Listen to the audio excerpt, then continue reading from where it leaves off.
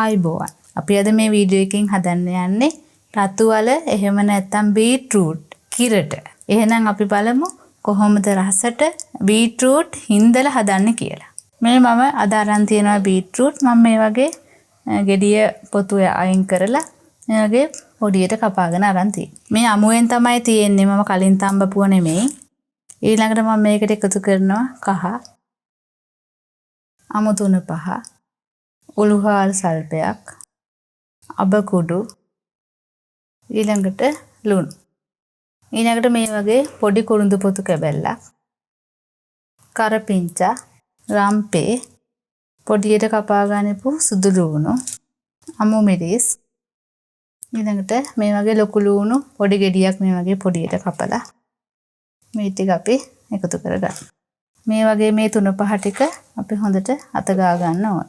මම අද මේකට පොඩි විශේෂත්වයක් කරලා තියෙනවා. මට ඉල්ලීම් ඇවිල්ලා තියෙනවා පොල් නැති කට්ටිය කොහොමද දියකිරි නොදා මේ වගේ රසට හදන්නේ කියලා. පිටිකල පොල් කිරි පාවිච්චි කරන අය ඒ අය වෙනුවෙන් තමයි මම අද හිතුවා මේක වතුරෙන් හදන්න. මම අද දියකිරි වෙනුවට පාවිච්චි කරන්නේ වතුර.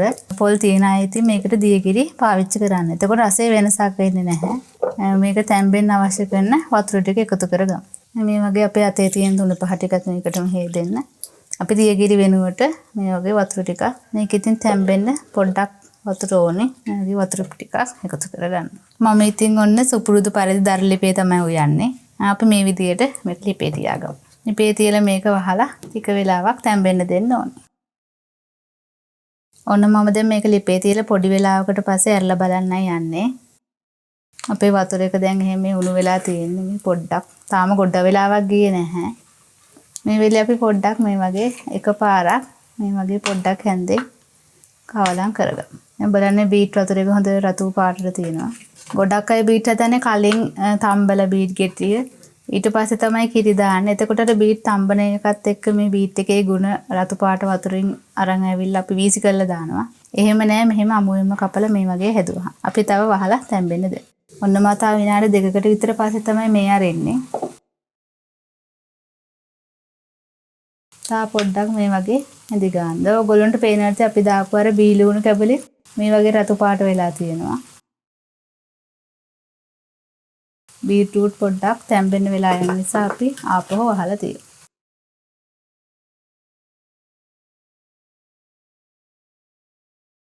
අපි ආයෙම වතාවක් පොඩ්ඩක් ඇරලා බලමු.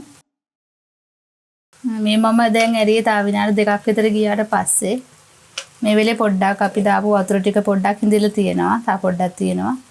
මේ වගේ ආයෙම වතාව මේ වගේ පොඩ්ඩක් හැන්දෙන් මේ වගේ පොඩ්ඩක් හැඳි ගාලා ආයෙම වහලා තියෙනවා. අපි මේ දාපු වතුර ටික හරි දියකී ටික හරි හිඳිනකම් මේ වගේ හොඳට තැම්බෙන්න දෙන්න. මේ වෙලේ නම් අපි දාපු වතුර ටික මේ තා පොඩ්ඩයි තියෙන්නේ. අපි බලමු පොඩ්ඩක් කෑල්ලක් පොඩි කරලා මේක තැම්බිලා ඇතිද කියලා. මේව අපිට අතින් පොඩි කෑල්ලක් අරගෙන පොඩි කරලා බලන්නත් පුළුවන් තැම්බිලා ඇතිද කියලා.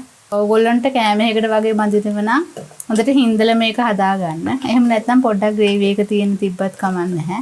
මේ වගේ තා පොඩ්ඩයි මම දාපු වතුර ප්‍රමාණය තියෙන්නේ. ඒ ටිකත් තා පොඩ්ඩක් හින්දෙනකන් වඩ තියාගන්නත් පුළුවන් ඕනේ නම් මම මේ වෙලාවේ අපි මිටිකිරි එක එකතු කරනවා.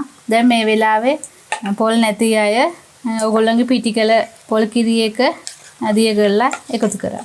මිටිකිරි ටික එකතු කරලා මේ වගේ මිශ්‍ර කරලා මේ මිටිකිරි ටික එකතු කරාට පස්සේ වහන්න අවශ්‍ය නැහැ. ඉක්මනටම හින්ද ගන්න අවශ්‍ය නම් වෙලාව මදි වගේ නම් පොඩ්ඩක් වහලා තියන්න. ඒකට කමක් නැහැ.